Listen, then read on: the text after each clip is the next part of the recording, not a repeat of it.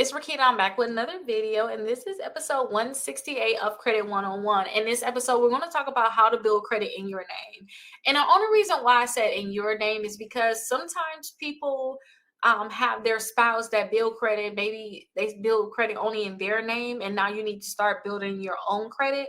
So I want to talk about how you can build your own credit. Sometimes you can be an authorized user only on their credit cards. You kind of piggybacked off of their credit cards. You never really looked at your own, how you can build it in your name. First off, it's just like anybody else. So look up credit building in general. So I tell people have 4 credit cards reporting onto their credit reports. Try to get credit cards that don't have an annual fee. Try to get credit cards that have rewards for you. Try to get 4 of them. That would be the goal. Let those just marinate is what I like to call them, meaning don't get any more of them for a whole year. Let those start to get old. The good thing about building credit, and I want to say this the good thing, but the major thing about building credit is you want to have age. So let those start to get old. It's going to be a year old. Then consider getting more credit, but at least make sure you got those 4 credit cards. Make sure you get some type of installment account. Maybe you'll have a car in your name.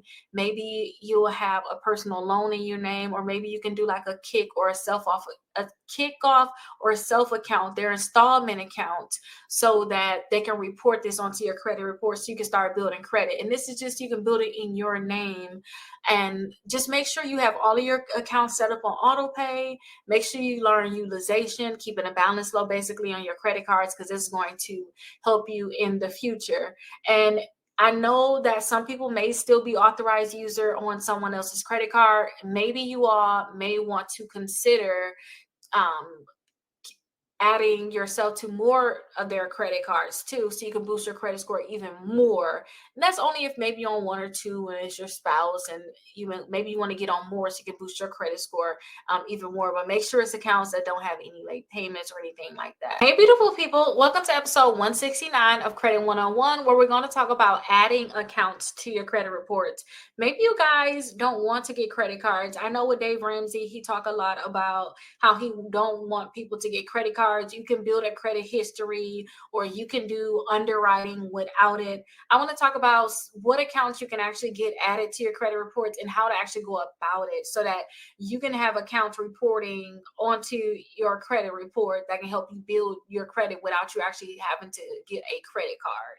So definitely let's get right on into the video. The first thing is, I want you to understand like the account inclusions. You guys can be added as an authorized user to someone else's credit card, and they can add that to your credit report. You can get rent payments added to your credit report, utility payments, cell phone bills also added to your credit report. And these are like the different accounts that you can have reporting, and this can help you build your credit without you having to worry about getting 4 credit cards, one statement, one installment loan. You can avoid those different things. Now, when you're requesting to be an authorized user on someone else's credit card, just make sure it's a good credit card in terms of they don't have late payments, they keep the balance low, they pay it off every month, they pay off they don't keep more than a 5% utilization on that credit card, just because if they do these different things, it can actually hurt you, and you don't want to be hurt by this. Now, usually you'll give them your information, they'll add you as an authorized user, and you'll get that credit card in the mail. You should be able to call to get verification about this credit card being added, because once you get added as an authorized user, they should start reporting it to the credit bureaus. So you can be able to call to see when this reporting may happen also. Now, when it comes down to rent payments, I have the rental karma I always tell people about that can actually help you report your rent payments. And when you guys don't want to have credit cards, reporting your rent payments, having a outside company actually do this for you is really, really good. So I'm going to make sure, I believe you guys can put in Rickita 25 rental karma, and you guys could be able to have your rent reported. I'll make sure I find that link and put it down below for you guys in this video for sure. but you can definitely report the rent. And also utility. I remember the point that utility payments was being reported, they were being reported before, it actually destroyed my credit because I wasn't paying it. I mean, years ago when I was very, very young, I was not paying my utility bill. So every month it will ding my credit.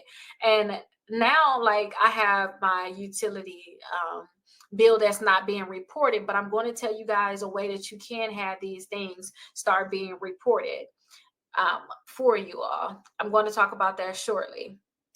Now, I want you guys to verify and check your credit reports to make sure that these accounts are being added.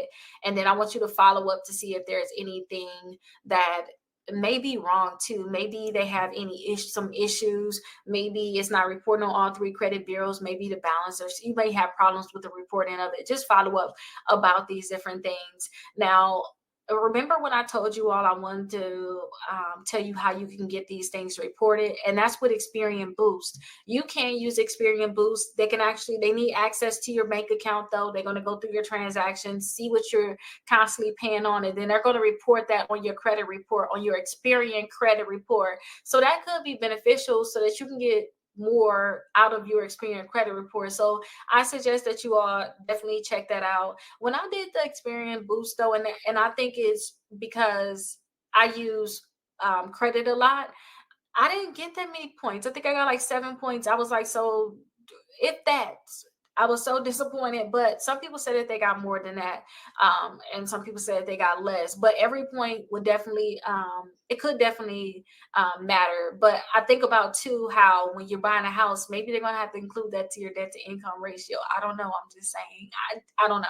Think about that and do some research on that. But make sure you all, when you guys are requesting these accounts, just make sure it's added to your credit reports correctly, and make sure that these accounts are going to actually help you boost your credit.